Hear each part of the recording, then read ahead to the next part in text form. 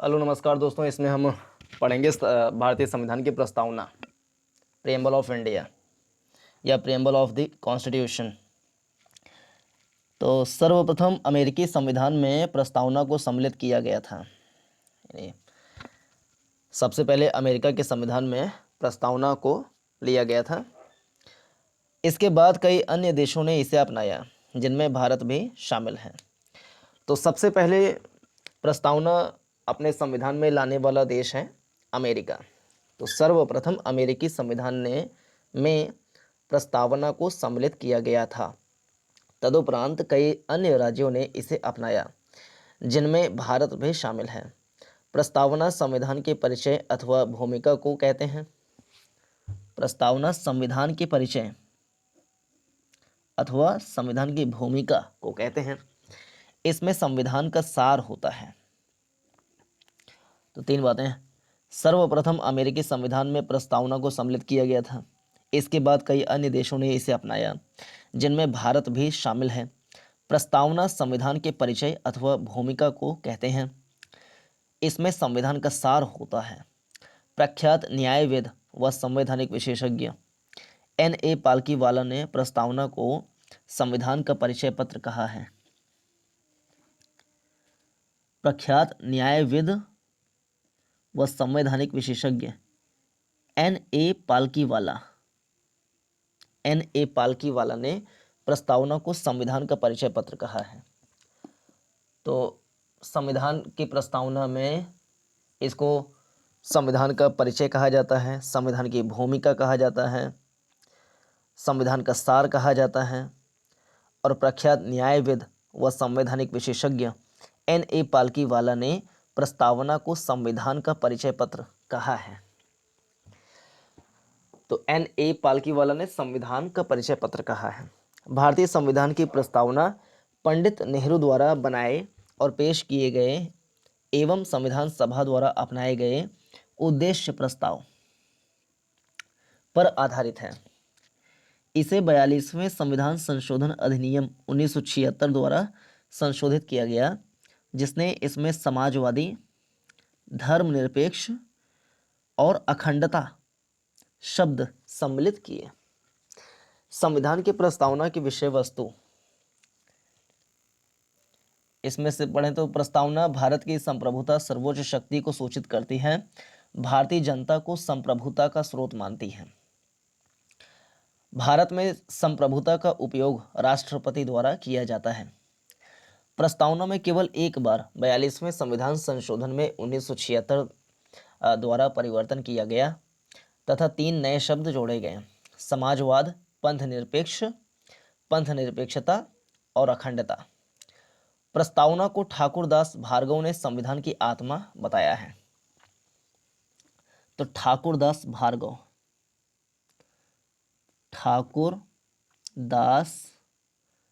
भार्गव ने प्रस्तावना को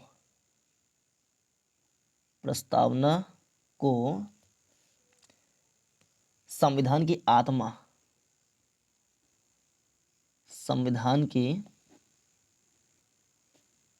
आत्मा बताया है।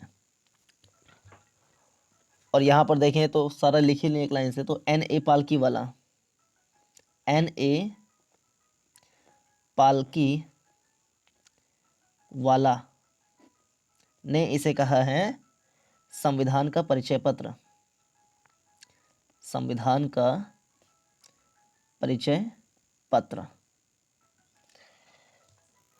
डॉक्टर भीमराव अंबेडकर ने अनुच्छेद 32 को संवैधानिक उपचार के अधिकारों को संविधान की आत्मा बताया है। तो भीमराव अंबेडकर ने संविधान की आत्मा बताया है अनुच्छेद 32 को, लेकिन ठाकुरदास भार्गव ने संविधान की आत्मा कहा है प्रस्तावना को। प्रस्तावना को संविधान की कुंजी भी कहा जाता है। तो बहुत सारे नाम है प्रस्तावना के। प्रस्तावना को क्या क्या कहते हैं, तो एक लाइन से अगर देखें प्रस्तावना को क्या क्या कहा जाता है। एक तो इसको संविधान का परिचय कहा जाता है, संविधान का परिचय कहा जाता है। फिर इसको संविधान की भूमिका भी कहा जाता है। संविधान की भूमिका भी कहा जाता है, इसे संविधान का सार भी कहा जाता है, इसे संविधान की कुंजी भी कहा जाता है। प्रस्तावना न्यायालय के समक्ष प्रवर्तनीय नहीं है, वाद का विषय नहीं है। तो प्रस्तावना प्रवर्तनीय नहीं है, प्रवर्तनीय नहीं।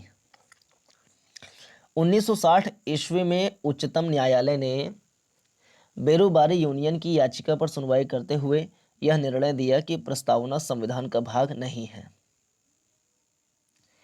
नीति निर्देशक तत्वों के अतिरिक्त प्रस्तावना में भारत को लोक कल्याणकारी राज्य बनाने की बात कही गई है। नीति निर्देशक तत्वों के अतिरिक्त प्रस्तावना में भारत को लोक कल्याणकारी राज्य बनाने की बात कही गई है।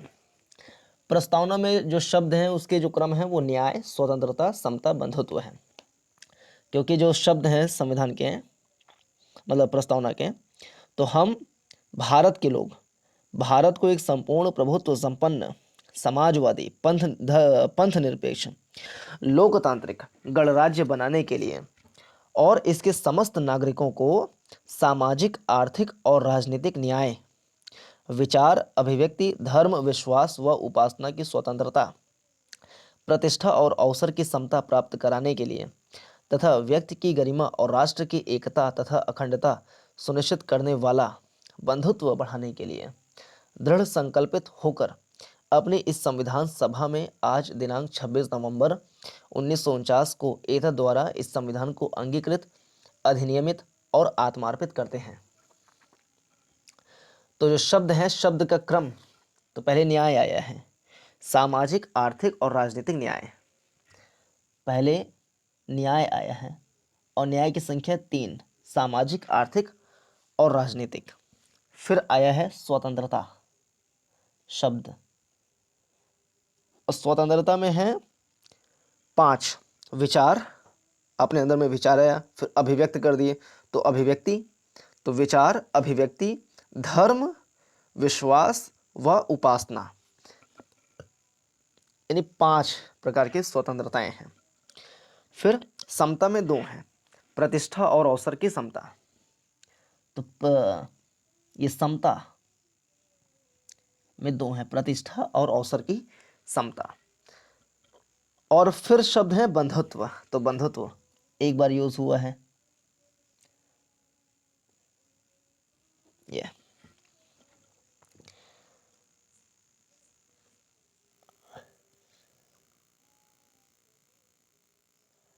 नेहरू द्वारा प्रस्तुत उद्देश्य संकल्प में जो आदर्श प्रस्तुत किया गया उन्हें इस संविधान की उद्देशिका में शामिल कर लिया गया। संविधान के 42वें संशोधन 1976 द्वारा संशोधित यह उद्देशिका ऐसे है। प्रस्तावना की मुख्य बातें। संविधान की प्रस्तावना को संविधान की कुंजी कहा जाता है। प्रस्तावना के अनुसार संविधान के अधीन समस्त शक्तियों का केंद्र बिंदु अथवा स्रोत भारत के लोग ही हैं। प्रस्तावना में लिखित शब्द यथा हम भारत के लोग पूरा इस संविधान को अंगीकृत, अधिनियमित और आत्मार्पित करते हैं, भारतीय लोगों के सर्वोच्च संप्रभुता का उद्घोष करते हैं। प्रस्तावना को न्यायालय में प्रवर्तित नहीं किया जा सकता। यह निर्णय यूनियन ऑफ इंडिया बनाम मदन गोपाल 1957 के निर्णय में घोषित किया गया। बेरोबाड़ी यूनियनवाद 1960 में सर्वोच्च न्यायालय ने निर्णय दिया कि जहां संविधान की भाषा संदिग्ध हो वहां प्रस्तावना विविध निर्वाचन में सहायता करती है। बेरोबाड़ीवाद में ही सर्वोच्च न्यायालय ने प्रस्तावना को संविधान का अंग नहीं माना, इसलिए विधायिका प्रस्तावना में संशोधन नहीं कर सकते। परंतु सर्वोच्च न्यायालय के केशवानंद भारती बनाम केरल राज्यवाद 1973 में कहा कि प्रस्तावना संविधान का अंग है, इसलिए विधायिका उसमें संशोधन कर सकती है। तो पहला बेरोबाड़ी 1960 में कहा कि संविधान का मतलब संविधान की व्याख्या करने के लिए इसका प्रयोग किया जा सकता है, और केशवानंद भारती में कहा कि संविधान प्रस्तावना संविधान का अंग है। केशवानंद भारती ने ही बाद में सर्वोच्च न्यायालय में मूल ढांचा का सिद्धांत दिया है ना, इसी वाद में, तथा प्रस्तावना को संविधान का मूल ढांचा माना। संसद संविधान के मूल ढांचे में नकारात्मक संशोधन नहीं कर सकती। स्पष्टतः संसद वैसा संशोधन कर सकती है जिससे मूल ढांचे का विस्तार व मजबूतीकरण होता है। यानी कि प्रस्तावना में संशोधन कर सकते हैं। 42वें संविधान संशोधन अधिनियम 1976 के द्वारा इसमें समाजवाद, पंथनिरपेक्ष और राष्ट्र की अखंडता शब्द जोड़े गए थे। अब पहले देख लेते हैं प्रस्तावना के तत्व। तो 4 तत्व हैं। एक, संविधान के अधिकार का स्रोत बताती है। प्रस्तावना कहती है कि संविधान भारत के लोगों से शक्ति अधिग्रहित करता है। दूसरा, भारत की प्रकृति बताती है। यह घोषणा करती है कि भारत एक संप्रभु, समाजवादी, पंथ निरपेक्ष, लोकतांत्रिक व गणतांत्रिक राज व्यवस्था वाला देश है। तीसरा, संविधान का उद्देश्य बताती है। इसके अनुसार न्याय, स्वतंत्रता, समता, बंधुत्व ये संविधान के उद्देश्य हैं 4। और संविधान लागू होने की तिथि बताती है 26 नवंबर 1949। अब प्रस्तावना में जो मुख्य शब्द हैं उसके बारे में पढ़ते हैं। प्रस्तावना में कुछ मुख्य शब्दों का उल्लेख किया गया है। ये शब्द हैं संप्रभुता, समाजवादी, पंथनिरपेक्ष, लोकतांत्रिक, गणराज्य, न्याय, स्वतंत्रता, समता, बंधुत्व। तो संप्रभुता, संप्रभु शब्द का आशय है कि भारत न तो किसी अन्य देश पर निर्भर है और न ही किसी अन्य देश का डोमिनियन है। संप्रभु शब्द का आशय है कि भारत न तो किसी अन्य देश पर निर्भर है और न ही किसी अन्य देश का डोमिनियन है। इसके ऊपर और कोई शक्ति नहीं है और यह अपने मामलों, आंतरिक अथवा बाहरी, का निस्तारण करने के लिए स्वतंत्र है। यद्यपि वर्ष 1949 में भारत ने राष्ट्रमंडल की सदस्यता स्वीकार करते हुए ब्रिटेन को इसका प्रमुख माना, तथापि संविधान से अलग यह घोषणा किसी भी तरह से भारतीय संप्रभुता को प्रभावित नहीं करती। इसी प्रकार भारत की संयुक्त राष्ट्र में सदस्यता उसकी संप्रभुता को किसी मायने में सीमित नहीं करती। एक संप्रभु राज्य होने के नाते भारत किसी विदेशी सीमा अधिग्रहण अथवा किसी अन्य देश के पक्ष में अपनी सीमा के किसी हिस्से पर से दावा छोड़ सकता है। तो यही है संप्रभुता। समाजवादी, वर्ष 1976 के 42वें संविधान संशोधन से पहले भी भारत के संविधान में नीति निदेशक सिद्धांतों के रूप में समाजवादी लक्षण मौजूद थे। दूसरे शब्दों में, जो बात पहले संविधान में अंतर्निहित थी उसे स्पष्ट रूप से जोड़ दिया गया और फिर कांग्रेस पार्टी ने समाजवादी स्वरूप को स्थापित करने के लिए 1955 में अवार्डी सत्र में एक प्रस्ताव पारित कर उसके अनुसार कार्य किया। यह बात ध्यान देने योग्य है कि भारतीय समाजवाद लोकतांत्रिक समाजवाद है, न कि साम्यवादी समाजवाद।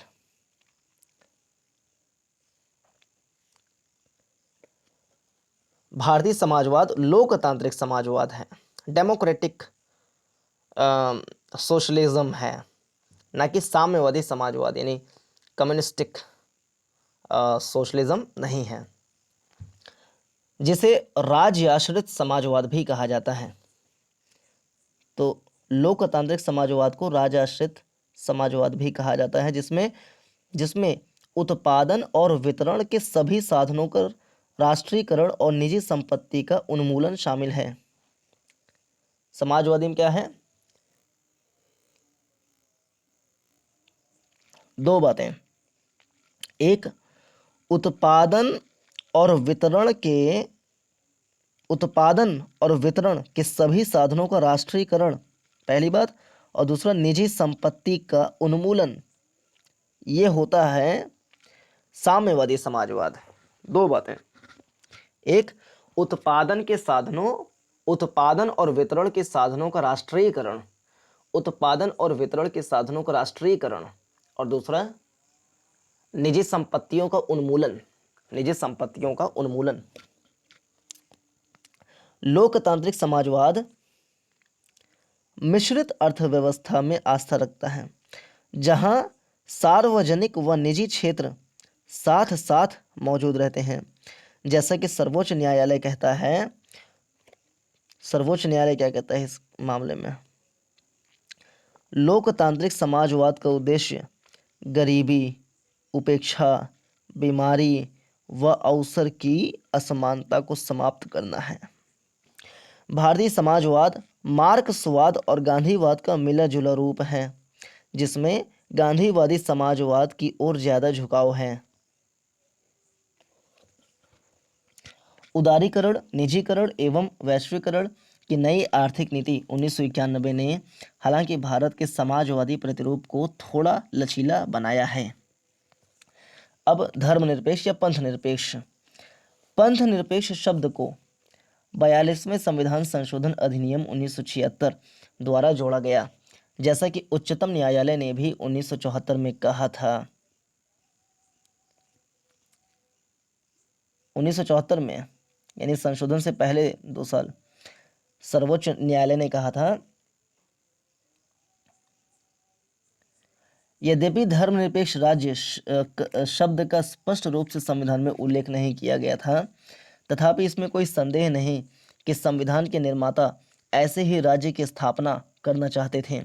इसीलिए संविधान में अनुच्छेद 25 से 28 धार्मिक स्वतंत्रता का अधिकार जोड़े गए।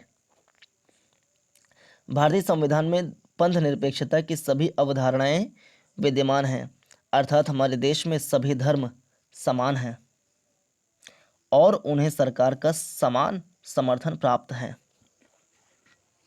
अब लोकतांत्रिक क्या होता है?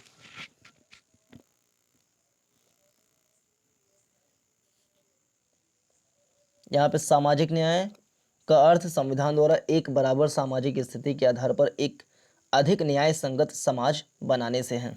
आर्थिक न्याय, राजनीतिक न्याय, यानी कि सभी नागरिकों को राजनीतिक भागीदारी में बराबरी के अधिकार देना है। भारतीय संविधान प्रत्येक वोट के लिए सार्वभौमिक वयस्क मताधिकार और समान मूल्य प्रदान करता है, जिसको यूनिवर्सल एडल्ट फ्रेंचाइजी कहा जाता है। सार्वभौमिक वयस्क मताधिकार यानी 18 साल के ऊपर का प्रत्येक नागरिक वोट डाल सकता है। पहले 21 साल था, लेकिन 61st कॉन्स्टिट्यूशनल अमेंडमेंट एक्ट 1988 के तहत इसकी उम्र को 21 से करके 18 कर दिया गया था और इस बात को इम्प्लीमेंट किया गया था 1989 से। संप्रभुता पढ़ें, समाजवादी ये सब पढ़ें, पंथ निरपेक्ष पढ़ें। नेक्स्ट है लोकतांत्रिक। संविधान की प्रस्तावना में एक लोकतांत्रिक राज व्यवस्था की परिकल्पना की गई है। यह प्रचलित संप्रभुता के सिद्धांत पर आधारित है, अर्थात सर्वोच्च शक्ति जनता के हाथ में है। लोकतंत्र 2 प्रकार का होता है, प्रत्यक्ष व अप्रत्यक्ष।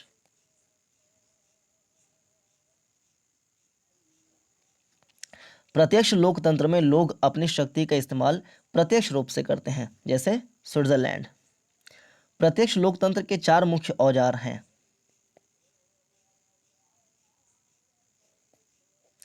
परिप्रेक्षा, रेफरेंडम, पहल इनिशिएटिव, प्रत्यावर्तन या प्रत्याशी को वापस बुलाना, राइट टू रिकॉल तथा जनमत संग्रह प्लेबिसाइट। दूसरी ओर अप्रत्यक्ष लोकतंत्र में लोगों द्वारा चुने गए प्रतिनिधि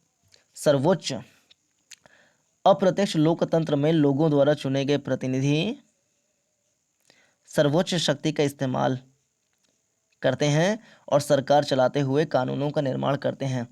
इस प्रकार के लोकतंत्र को प्रतिनिधि लोकतंत्र भी कहा जाता है। यह 2 प्रकार का होता है, संसदीय और राष्ट्रपति के अधीन। भारतीय संविधान में प्रतिनिधि संसदीय लोकतंत्र की व्यवस्था है, जिसमें कार्यकारिणी अपनी सभी नीतियों और कार्यों के लिए विधायिका के प्रति जिसमें कार्यकारिणी अपने सभी नीतियों और कार्यों के लिए विधायिका के प्रति जवाबदेह है। वयस्क मताधिकार, सार्वभौमिक वयस्क मताधिकार, सामयिक चुनाव, ये सब लोकतंत्र के गुण हैं। वयस्क मताधिकार, सामयिक चुनाव यानी रेगुलर इलेक्शन, कानून की सर्वोच्चता, रूल ऑफ लॉ या सुप्रीमेसी ऑफ लॉ, न्यायपालिका की स्वतंत्रता, इंडिपेंडेंट जुडिशरी व भेदभाव का अभाव यानी कि एबोलिशन ऑफ डिस्क्रिमिनेशन, भारतीय राज व्यवस्था के लोकतांत्रिक लक्षण के स्वरूप हैं। संविधान की प्रस्तावना में लोकतांत्रिक शब्द का इस्तेमाल बृहद रूप में किया गया है, जिसमें न केवल राजनीतिक लोकतंत्र बल्कि सामाजिक व आर्थिक लोकतंत्र को भी शामिल किया गया है। इस आयाम पर डॉक्टर अंबेडकर ने 25 नवंबर 1949 को संविधान सभा में दिए गए अपने समापन भाषण में विशेष बल देते हुए कहा था। एक लंबी सी बात कही थी तो उसको सारा ही पढ़ते हैं। डॉक्टर अंबेडकर ने 25 नवंबर 1949 को समापन भाषण में क्या कहा था? राजनीतिक लोकतंत्र तब तक अस्थायी नहीं बन सकता। देखिए, राजनीतिक लोकतंत्र तब तक अस्थायी नहीं बन सकता जब तक कि उसके मूल में सामाजिक लोकतंत्र नहीं हो। तो ये बात कहा था डॉक्टर अम्बेडकर ने कि राजनीतिक लोकतंत्र तब तक अस्थायी नहीं बन सकता, राजनीतिक लोकतंत्र तब तक अस्थायी नहीं बन सकता जब तक कि उसके मूल में सामाजिक लोकतंत्र नहीं हो। सामाजिक लोकतंत्र का क्या अर्थ है? इसका अर्थ है वह जीवन शैली जो स्वाधीनता, समानता तथा भ्रातृत्व को मान्यता देती हो। स्वाधीनता, समानता और भ्रातृत्व के सिद्धांतों को अलग से एक त्रयी के रूप में नहीं देखा जाना चाहिए। ये आपस में मिलजुल कर एक त्रयी की रचना इस अर्थ में करते हैं कि यदि इनमें से एक को भी अलग कर दिया जाए तो लोकतंत्र का उद्देश्य ही पराजित हो जाता है ना। तो ये तीन बातें हैं, स्वाधीनता हो, समानता हो और भ्रातृत्व हो।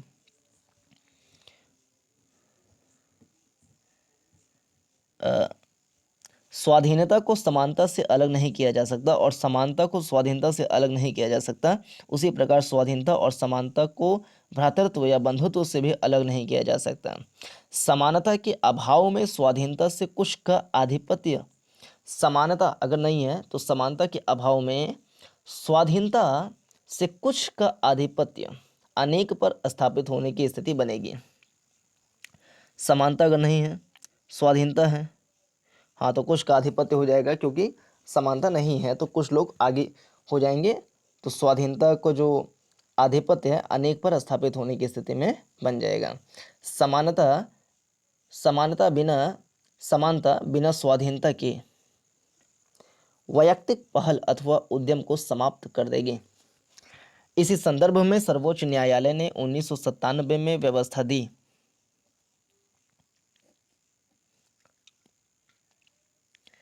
संविधान एक समत्वपूर्ण सामाजिक व्यवस्था की स्थापना का लक्ष्य रखता है, जिससे कि प्रत्येक नागरिक को भारत गणराज्य के सामाजिक सर्व आर्थिक लोकतंत्र में सामाजिक, आर्थिक और राजनीतिक न्याय प्रदान किया जा सके। फिर गणतंत्र।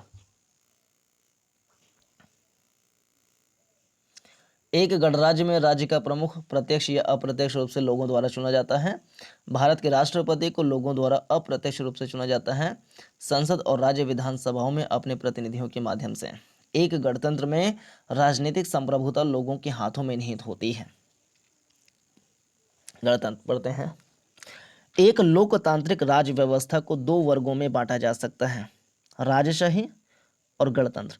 एक लोकतांत्रिक राज्य व्यवस्था को दो वर्गों में बांटा जा सकता है, राजशाही और गणतंत्र।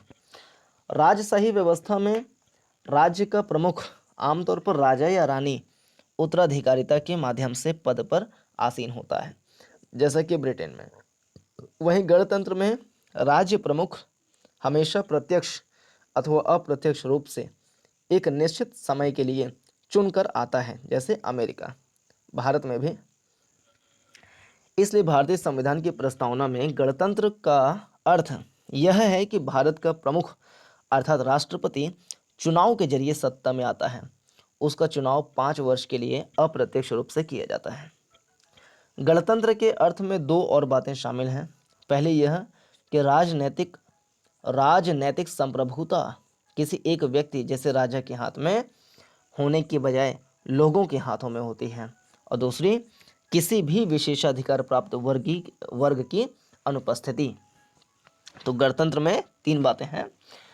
पहला कि गणतंत्र में राज्य का प्रमुख हमेशा प्रत्यक्ष अथवा अप्रत्यक्ष रूप से एक निश्चित समय के लिए चुन कर आता है, जैसे अमेरिका, भारत।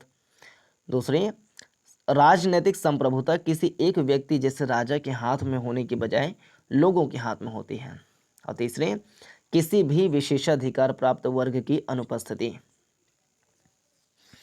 इसलिए हर सार्वजनिक कार्यालय बगैर किसी भेदभाव के प्रत्येक नागरिक के लिए खुला होगा। अब न्याय।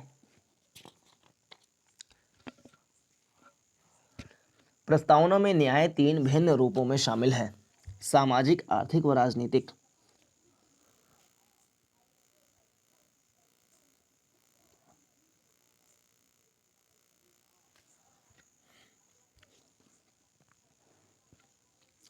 इनकी सुरक्षा मौलिक अधिकार व नीति निदेशक सिद्धांतों के विभिन्न उपबंधों के जरिए की जाती है।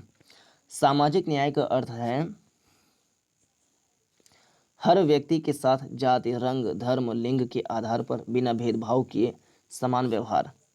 इसका मतलब है समाज में किसी वर्ग विशेष के लिए विशेषाधिकारों की अनुपस्थिति और अनुसूचित जाति, जनजाति, अन्य पिछड़े वर्ग तथा महिलाओं की स्थिति में सुधार। आर्थिक न्याय का अर्थ है कि आर्थिक कारणों के आधार पर किसी भी व्यक्ति से भेदभाव नहीं किया जाएगा।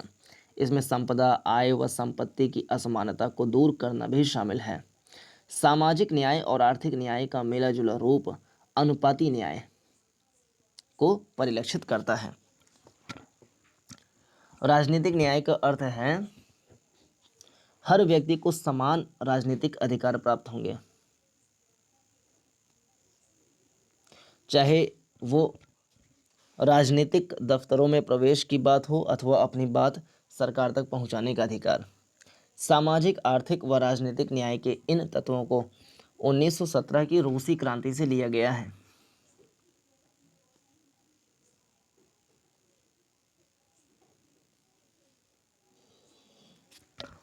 सामाजिक, आर्थिक व राजनीतिक न्याय के इन तत्वों को 1917 की रूसी क्रांति से लिया गया है। स्वतंत्रता। स्वतंत्रता का अर्थ है लोगों की गतिविधियों पर किसी प्रकार की रोक टोक की अनुपस्थिति तथा साथ ही व्यक्ति के विकास के लिए अवसर प्रदान करना।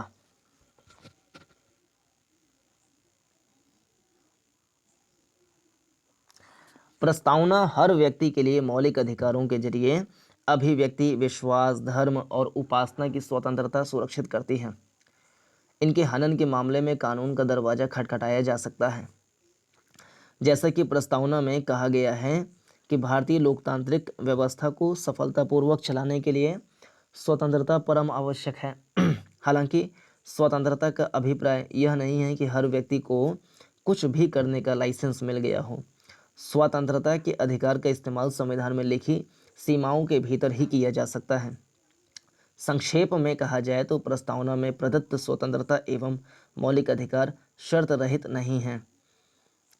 हमारी प्रस्तावना में स्वतंत्रता, समता और बंधुत्व के आदर्शों को फ्रांस की क्रांति 1789 से 1799 से लिया गया है।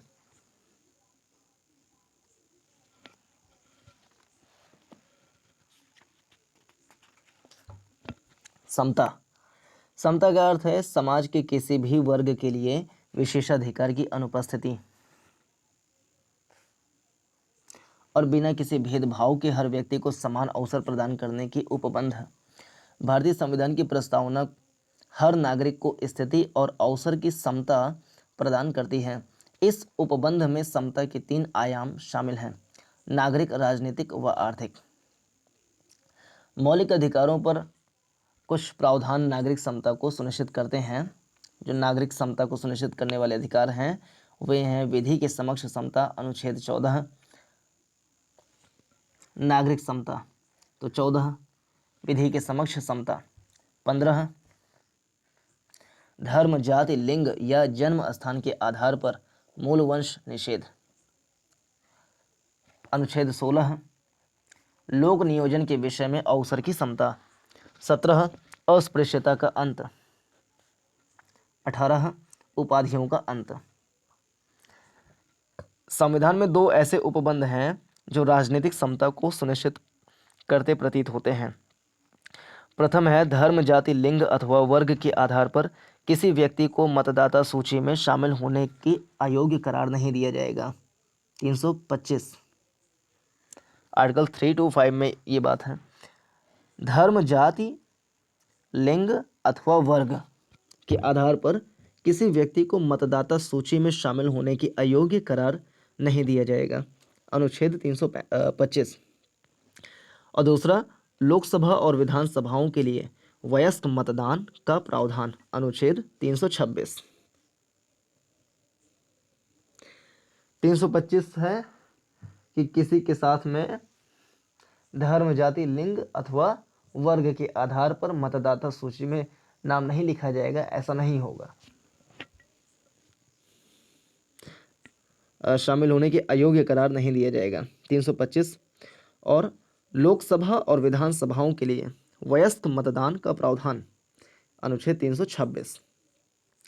राज्य के नीति निदेशक सिद्धांत। अनुच्छेद 39 महिला तथा पुरुष को जीवन यापन के लिए पर्याप्त साधन और समान काम के लिए समान वेतन के अधिकार को सुरक्षित करते हैं।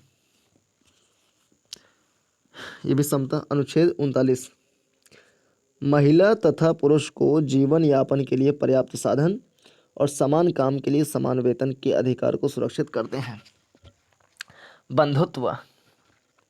बंधुत्व का अर्थ है भाईचारे की भावना।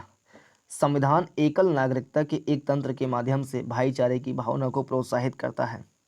मौलिक कर्तव्य 51 क भी कहते हैं, यह हर भारतीय नागरिक का कर्तव्य होगा कि वह धार्मिक, भाषाई, क्षेत्रीय अथवा वर्ग विशेषताओं से ऊपर उठ सौहार्द और आपसी भाईचारे की भावना को प्रोत्साहित करेगा।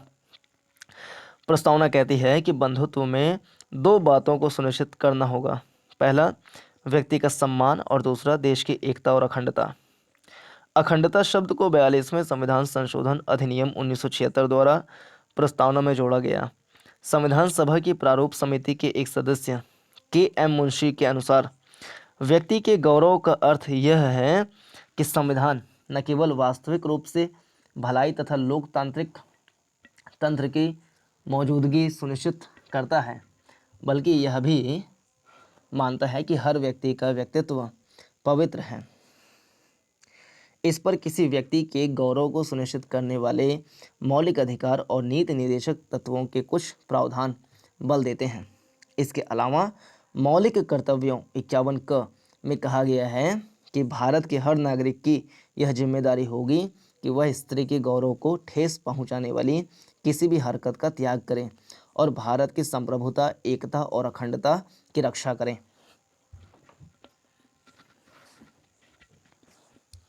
देश की एकता और अखंडता पद में राष्ट्रीय अखंडता के दोनों मनोवैज्ञानिक और सीमाई आयाम शामिल हैं।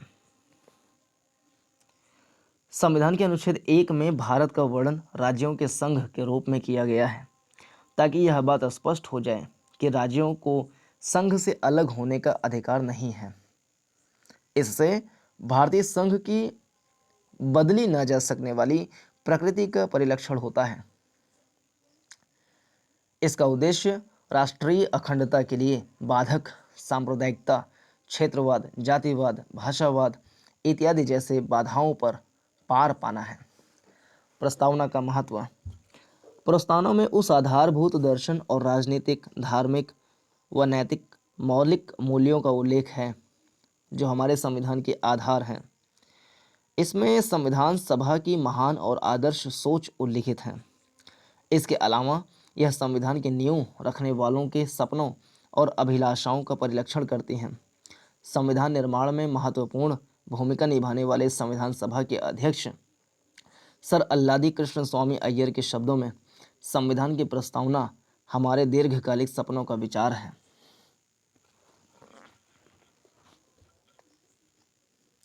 सर अल्लादी कृष्णस्वामी अय्यर के शब्दों में, संविधान की प्रस्तावना हमारे दीर्घकालिक सपनों का विचार है। संविधान सभा की प्रारूप समिति के सदस्य के.एम. मुंशी के अनुसार प्रस्तावना हमारी संप्रभु लोकतांत्रिक गणराज्य का भविष्य फल है। के.एम. मुंशी जो कि प्रारूप समिति के सदस्य थे, हमारी प्रस्तावना हमारी संप्रभु लोकतांत्रिक गणराज्य का भविष्य फल है।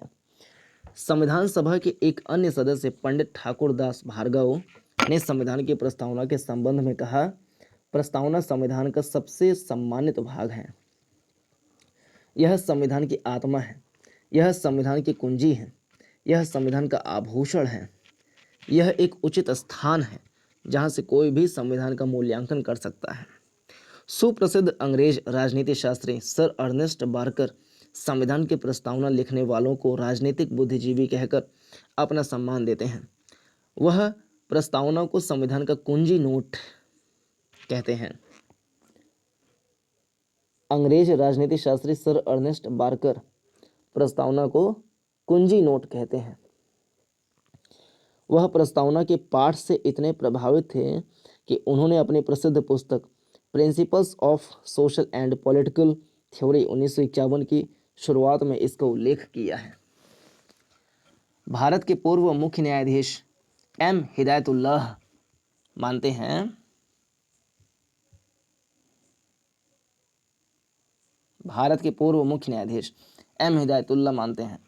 प्रस्तावना अमेरिका की स्वतंत्रता की घोषणा के समान है, लेकिन यह एक घोषणा से भी ज़्यादा है। यह हमारे संविधान की आत्मा है, जिसमें हमारे राजनीतिक समाज के तौर तरीकों को दर्शाया गया है। इसमें गंभीर संकल्प शामिल हैं जिन्हें एक क्रांति ही परिवर्तित कर सकती है। संविधान के एक भाग के रूप में प्रस्तावनाओं को लेकर एक विवाद रहता है कि क्या यह संविधान का एक भाग है या नहीं। बेरूबाड़ी संघ मामले 1960 में उच्चतम न्यायालय ने कहा कि प्रस्तावना संविधान में निहित सामान्य प्रयोजनों को दर्शाता है और इसलिए संविधान के निर्माताओं के मस्तिष्क के लिए एक कुंजी है। इसके अतिरिक्त अनुच्छेद में प्रयोग की गई व्यवस्थाओं के अनेक अर्थ निकलते हैं। इस व्यवस्था के उद्देश्य को प्रस्तावना में शामिल किया गया है। प्रस्तावना की विशेषता को स्वीकारने के लिए इस उद्देश्य के बारे में व्याख्या करते हुए उच्चतम न्यायालय ने कहा कि प्रस्तावना संविधान का भाग नहीं है। केशवानंद तो बेरूबाड़ी मामले 1960 में सीधी बात, प्रस्तावना संविधान का भाग नहीं है। केशवानंद भारती मामले 1973 में उच्चतम न्यायालय ने पूर्व व्याख्या को अस्वीकार कर दिया और यह व्यवस्था दी कि प्रस्तावना संविधान का एक भाग है। यह महसूस किया गया कि प्रस्तावना संविधान का अति महत्वपूर्ण हिस्सा है और संविधान की प्रस्तावना में उल्लिखित महान विचारों को ध्यान में रखकर संविधान का अध्ययन किया जाना चाहिए। LIC ऑफ इंडिया मामले 1995 में भी पुनः उच्चतम न्यायालय ने व्यवस्था दी कि प्रस्तावना संविधान का आंतरिक हिस्सा है। संविधान के अन्य भागों की तरह ही संविधान सभा ने प्रस्तावना को भी बनाया, परंतु तब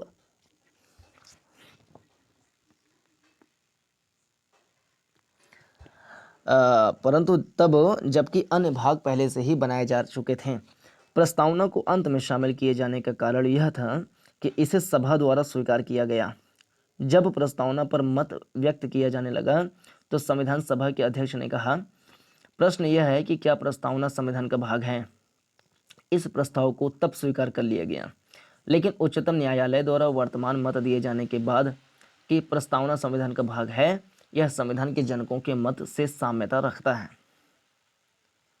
दो तथ्य उल्लेखनीय है। पहला, प्रस्तावना न तो विधायिका की शक्ति का स्रोत है और न ही उसकी शक्तियों पर प्रतिबंध लगाने वाला है। दूसरा, यह गैर न्यायिक है, अर्थात इसकी व्यवस्थाओं को न्यायालय में चुनौती नहीं दी जा सकती है। प्रस्तावना में संशोधन की संभावना। क्या प्रस्तावना में संविधान की धारा 368 के तहत संशोधन किया जा सकता है? यह प्रश्न पहली बार ऐतिहासिक केशवानंद भारती मामले 1973 में उठा। यह विचार सामने आया कि इसमें संशोधन नहीं किया जा सकता क्योंकि यह संविधान का भाग नहीं है। याचिकाकर्ताओं ने कहा कि अनुच्छेद 368 के जरिए संविधान के मूल तत्व व मूल विशेषताओं जो कि प्रस्तावना में उल्लेखित हैं को ध्वस्त करने वाला संशोधन नहीं किया जा सकता। हालांकि उच्चतम न्यायालय ने व्यवस्था दी कि प्रस्तावना संविधान का एक भाग है। न्यायालय ने अपना यह मत बेरोबाड़ी संघ 1960 के तहत दिया और कहा कि प्रस्तावना को संशोधित किया जा सकता है। दूसरे शब्दों में, न्यायालय ने व्यवस्था दी कि प्रस्तावना में निहित मूल विशेषताओं को अनुच्छेद 368 के तहत संशोधित नहीं किया जा सकता। अब तक प्रस्तावना को केवल एक बार 42वें संविधान संशोधन अधिनियम 1976 के तहत संशोधित किया गया है। इसके जरिए इसमें 3 नए शब्दों को जोड़ा गया: समाजवादी, पंथनिरपेक्ष एवं अखंडता। इस संशोधन को वैध ठहराया गया।